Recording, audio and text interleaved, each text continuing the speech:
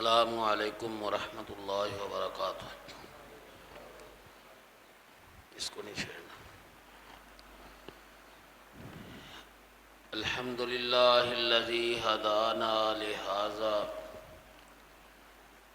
وما كنا لنهتدی لولا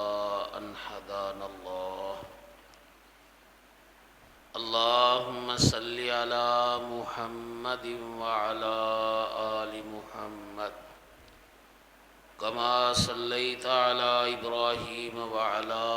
آل ابراہیم انک حمید مجید۔ اللہم بارک علی محمد وعلی آل محمد کما بارکت علی ابراہیم وعلی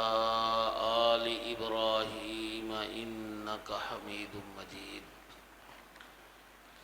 رب اشرح لی صدری ویسر لی امری واحلل عقدۃ من لسانی یفقہوا قولی۔ رب زدنی علما وفہما وعملا۔ اما بعد فاعوذ باللہ السمیع العلیم من الشیطان الرجیم۔ بسم اللہ الرحمن الرحیم۔ ربنا تقبل منا انک انت السمیع العلیم۔ ربنا، اے ہمارے رب، ہمیں پیدا کرنے والے، پالنے والے، تقبل منا، تو ہم سے اس نیکی کو قبول فرما، انک انت السمیع العلیم، بے شک تو ہی سننے والا، جاننے والا ہے۔ صدق اللہ العظیم وصدق رسولہ النبی الکریم ونحن علی ذلک من الشاہدین والشاکرین والحمد للہ رب العالمین۔ ہر قسم کی حمد و ثنا اللہ وحدہ لا شریک کے لیے خاص ہے، کہ جو خالق و مالک ساری کائنات کا مشکل کشا اور حاجت روا ہے۔ درود و سلام امام الانبیاء سید الرسل سید کل کائنات جناب محمد الرسول اللہ صلی اللہ تعالی علیہ وآلہ وصحبہ وسلم کی ذات اقدس کے لیے، کہ جو پیغمبر رحمت علیہ السلام ساری کائنات کے لوگوں کے لیے رہبر اور رہنما ہے۔ جس طرح اللہ وحدہ لا شریک کے علاوہ کسی دوسرے کی عبادت کرنا حرام ہے، بعین ہی امام کائنات جناب محمد الرسول اللہ صلی اللہ تعالی علیہ وآلہ وصحبہ وسلم کی ذات اقدس کے علاوہ مخلوق میں سے کسی دوسرے کی غیر مشروط طور پر اطاعت اور فرما برداری کرنا بھی حرام۔ مختصر حمد و صلوات کے بعد میرے لیے یہ بڑی سعادت کی بات ہے کہ اس مسجد کے افتتاح کے موقع پر آپ احباب کی زیارت کا شرف حاصل کر رہا ہوں۔ اس پر میں اللہ تعالیٰ کا شکر ادا کرنے کے ساتھ ساتھ مسجد کی انتظامیہ کا اور خصوصاً اپنے محترم اور مشفق بھائی فضیلت الشیخ مولانا محمد احسن سلفی صاحب حافظہ اللہ تعالیٰ کا مشکور ہوں، اور ساتھ ہی چند ایک باتیں اس مناسبت سے آپ احباب کی خدمت میں عرض کرنا چاہوں۔ قرآن مجید کے پہلے پارے سے ایک آیت مبارکہ کا کچھ حصہ میں نے اس وقت تلاوت کی۔ یہ دعائیہ کلمات ہیں، اور یہ دعا سیدنا حضرت ابراہیم علیہ السلام نے اس موقع پر کی تھی کہ جب انہوں نے اپنے بیٹے اسماعیل علیہ السلام کو ساتھ لے کر بیت اللہ کی تعمیر کی، اللہ تعالیٰ کے حکم کے مطابق خانہ کعبہ کو بنایا تھا۔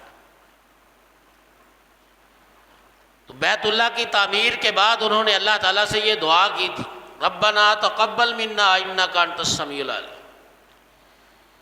اللہ کریم اگر تو نے ہم کو یہ نیکی کرنے کی توفیق فرمائی، کیونکہ یہ کوئی معمولی نیکی نہیں تھی، یہ اتنا بڑا کام تھا اور اتنی بڑی نیکی تھی کہ ساری دنیا میں روئے زمین پر بسنے والے تمام مسلمانوں نے اسی بیت اللہ کی طرف منہ کر کے نماز پڑھنی تھی، اللہ تعالیٰ کی عبادت کرنی۔ اور وہ بیت اللہ اس روئے زمین پر سب سے پہلی مسجد، سب سے پہلا اللہ کا گھر جو تعمیر کیا گیا، ان اول بیت وضع للناس للذی ببکۃ مبارک، فرمایا کہ سب سے پہلے اللہ تعالیٰ نے اس بیت اللہ کو، خانہ کعبہ کو روئے زمین پر رکھا تاکہ لوگ اللہ کی عبادت کریں، اور یہ ساری کائنات کے لوگوں کے لیے ہدایت کا مرکز بھی ہوگا۔ تو سیدنا حضرت ابراہیم علیہ السلام کی اس دعا سے مجھے بھی اور آپ سب بھائیوں کو یہ ایک پیغام، سبق اور نصیحت حاصل ہوئی کہ انسان جتنی بھی بڑی نیکی کر لے، اس کو اپنی اس نیکی پر تکبر نہیں کرنا چاہیے، غرور نہیں کرنا چاہیے، اترانا نہیں چاہیے، بلکہ نیکی کرنے کے بعد پھر اللہ تعالیٰ کے حضور عاجزی، انکساری اور اپنی کم مائگی کو سامنے رکھتے ہوئے اللہ سے اس نیکی کی قبولیت کا سوال کرنا چاہیے، کیونکہ وہ مالک الملک اگر اس نیکی کو قبول کر لے تو پھر انسان کے لیے فائدہ مند، اور اگر اللہ تعالیٰ کسی بھی وجہ سے اس نیکی کو رد کر دے تو اس کو کوئی پوچھنے والا نہیں ہے، وہ علی کل شیء قدیر ہے، وہ مالک الملک ہے۔ یہی خانہ کعبہ، یہی بیت اللہ کچھ لوگوں نے بنا دیا اور اس میں بڑے شوق کے ساتھ، بڑے جذبے اور ولولے کے ساتھ اس کی تعمیر میں حصہ لیا، حتیٰ کہ اس گھر کو، بیت اللہ کو، خانہ کعبہ کو بناتے ہوئے اس کے ادب و احترام اور اس کے اکرام اور عزت کا اس حد تک پاس کیا اور خیال رکھا کہ وہ لوگ جن کی پہچان ہی گناہ تھی، جو جرم کو اپنے لیے قابل فخر سمجھتے تھے، اس گئی گزری قوم نے جن کے بارے میں اللہ پاک نے قرآن مجید کی ابدی صداقتوں میں یہ بات بیان فرمائی، وَإِن كَانُوا مِن قَبْلُ لَفِي ضَلَالٍ مُبِينٍ، کہ ان لوگوں کی گمراہی میں کوئی شبہ ہی نہیں تھی، مگر اللہ کے گھر کی عزت، احترام، اکرام اور اس کے ادب کی خاطر ان لوگوں نے یہ فیصلہ کیا کہ ہم نے اللہ کے گھر کی تعمیر میں حرام کمائی سے پیسہ خرچ نہیں کرنا۔ اتنا نیکی کا جذبہ، اتنا شوق، اور خانہ کعبہ کو تعمیر کرتے ہوئے اتنا ادب و احترام، بنا لیا، تیار ہو گیا، اتنی بڑی نیکی ہے، لیکن اللہ وحدہ لا شریک نے ان کی نیکی کو قبول نہیں فرمایا۔ فرمایا ما کان للمشرکین ان یعمروا مساجد اللہ شاہدین علی انفسہم بالکفر اولئک حبطت اعمالہم، فرمایا ان کی یہ نیکی، ان کا یہ عمل ضائع ہے، بیکار ہے۔ کیوں باطل ہے، کیوں بیکار ہے؟ اس لیے کہ ان کا عقیدہ درست نہیں ہے۔ اللہ کے گھر کا تقاضا تو یہ ہے، اللہ کے گھر کی تعمیر کا مطالبہ تو یہ ہے کہ ان المساجد للہ فلا تدعوا مع اللہ احدا، کہ اس اللہ کے گھر میں پھر اللہ کی بات ہونی چاہیے، اللہ وحدہ لا شریک کے علاوہ کسی اور کی بات نہیں ہونی چاہیے۔ آپ سجدہ کر رہے ہیں صرف اللہ کو، زبان سے پکار رہے ہیں تو صرف اللہ کو، آپ اپنی دعائیں کر رہے ہیں، التجائیں کر رہے ہیں، مناجات کر رہے ہیں تو صرف اپنے اللہ سے سوال کریں۔ فلا تدعوا مع اللہ احدا، یہ مساجد، یہ اللہ کے گھر، یہ وحدانیت کا مطالبہ کرتا ہے، اللہ تعالیٰ کی توحید کی اطاعت، اتباع، پیروی اور اس عقیدے کے کا مطالبہ کرتے ہیں۔ اور اگر کسی انسان کا یہ عقیدہ نہیں تو فرمایا خانہ کعبہ بھی بنا لے۔ یہ تو عام مسجد ہے نا، جس میں ایک نماز انسان پڑھے تو اس کو ایک نماز کا ثواب ملتا ہے، جماعت کے ساتھ ادا کرے گا تو اس کو 25 یا 27 نمازوں کا ثواب ملے گا۔ لیکن اس مسجد کو بنانے کا ثواب کتنا بڑا ہے۔ پیارے حبیب علیہ الصلوۃ والسلام نے زبان نبوت سے یہ بات ارشاد فرمائی کہ من بنا للہ مسجدا بنى اللہ لہ بیتا فی الجنہ، جو اللہ تعالیٰ کی رضا کے لیے، اللہ کی عبادت کے لیے، اللہ تعالیٰ کی توحید کی سربلندی، تبلیغ اور اشاعت کے لیے اللہ کا گھر مسجد تعمیر کرتا ہے، عرش والا رب اس بندے کا گھر اپنی جنتوں میں بنا دیتا ہے۔ یہ اس مسجد کا بنانے کا ثواب۔ تو خانہ کعبہ جس میں آدمی ایک نماز پڑھے تو 1,00,000 نماز کا ثواب ہے، جماعت کے ساتھ اللہ تعالیٰ توفیق فرما دے تو 27 یا 25 لاکھ نمازوں کا ثواب ہے۔ اس خانہ کعبہ کو بنانے کا کتنا بڑا ثواب ہوگا، کتنی بڑی نیکی ہوگی۔ لیکن بنانے والوں کا اگر عقیدہ ٹھیک نہیں، بنانے والوں کا اگر ایمان داغدار ہے شرک سے، کفر سے، بنانے والے اگر اللہ کے نافرمان ہیں تو اللہ تعالیٰ فرماتے ہیں ان کو کوئی حق نہیں تھا یہ میرے گھر بناتے،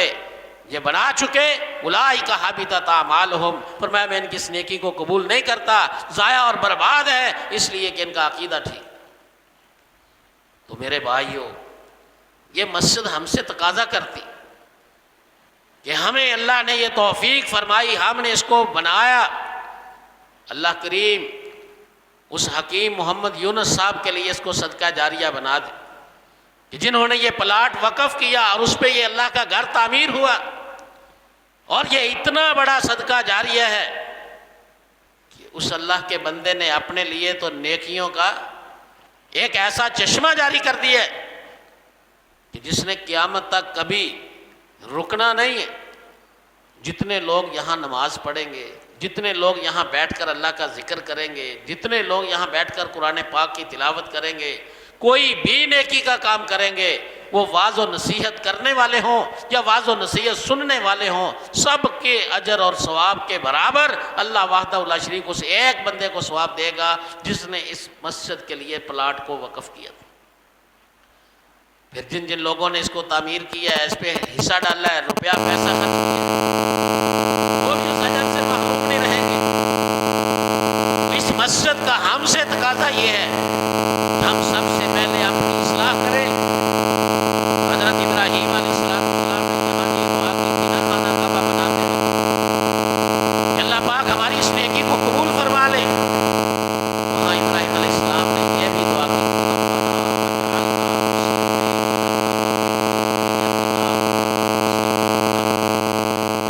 اللہ پاک ہمیں بھی توفیق فرما کہ ہم باپ بیٹا تیرے فرما بردار بن جائیں، اور صرف ہم ہی نہ تیرے فرما بردار ہوں، ہماری آنے والی نسلیں بھی، ہمارا خاندان بھی، ہماری اولادیں بھی تیری فرما بردار ہوں اور ان کی زندگیاں بھی تیری مرضی کے مطابق گزریں۔ یہ مسجد کا تقاضا ہے۔ یہ مت خیال کیجئے کہ ہم نے بنا لیا، تعمیر کر لیا، اب یہ بہت بڑی نیکی ہم نے کر لی ہے، یہ ہمارے لیے صدقہ جاریہ بن گیا۔ مسجد کے تقاضے ہیں کہ ہم اس مسجد کے قبولیت کے لیے، اس نیکی کی قبولیت کے لیے آج انکساری کا اظہار کرتے ہوئے اللہ کریم سے دعا کرے، اور اس کے ساتھ ساتھ پھر اللہ کی فرما برداری کرے، اللہ سے دعا بھی کرے اور خود کوشش کرے، نماز پڑھے، اگر اس سے پہلے کوئی کوتاہی ہو بھی جاتی ہے اس سستی کو دور کرے، اپنی اولاد کو، اپنے بچوں کو اس مسجد کی طرف لے کے آئے۔ اور میں خصوصی طور پر، مجھے نہیں معلوم کہ اس محلے سے متعلقہ کون کون میرا بھائی اس وقت میری بات سن رہا ہے، لیکن جس کے کان میں بھی میری آواز پڑ رہی ہے، میں اس بھائی سے یہ گزارش کروں گا، درخواست کروں گا، اس کو مشورہ دوں گا کہ آج کے بعد آپ اپنے آپ پر لازم کر لیں کہ ہم نے نماز پڑھنی ہے تو اسی مسجد یونس میں پڑھنی۔ انسان ضرورتوں کے لیے دور قریب چلا جاتا ہے، لیکن اگر ممکن ہو کہ آپ نماز کے وقت میں اس مسجد میں پہنچ سکتے ہیں تو اپنے آپ پر لازم کر لیں۔ اور اگر فضیلت الشیخ مفتی فاروق احمد قصوری صاحب اجازت دیں تو میں یہ عرض کرنا چاہوں گا کہ آپ سمجھ لیں جیسے نماز پڑھنی فرض ہے، اسی طرح آپ اس محلے داروں کے لیے مسجد یونس میں پڑھنی فرض ہے، لازم کر لیں۔ اور خصوصی طور پر نماز جمعہ، اس میں تو کوئی کوتاہی نہ کرے، کوئی اپنے پروگرام ہوں اس کے علاوہ کسی اور اوقات میں طے کرے، جمعہ یہاں پڑھے، اس لیے کہ اس مسجد کو آباد کرنے کی سب سے پہلی ذمہ داری آپ کی۔ پھر اسی طرح اپنے بچوں کو لائیں، مسجد میں تعلیم کا سلسلہ شروع ہو، یہ آپ کے لیے بھی صدقہ جاریہ ہوگا، یہ مسجد بنانے والوں کے لیے، پلاٹ وقف کرنے والوں کے لیے، سب کے لیے یہ صدقہ جاریہ ہوگا۔ لیکن اس کی تعمیر کے بعد اس کی آبادی، جیسے کہ حضرت مفتی صاحب فرما رہے تھے، یہ اس سے بھی بڑا کام ہے، تو یہ اب آپ کی ذمہ داری زیادہ ہو۔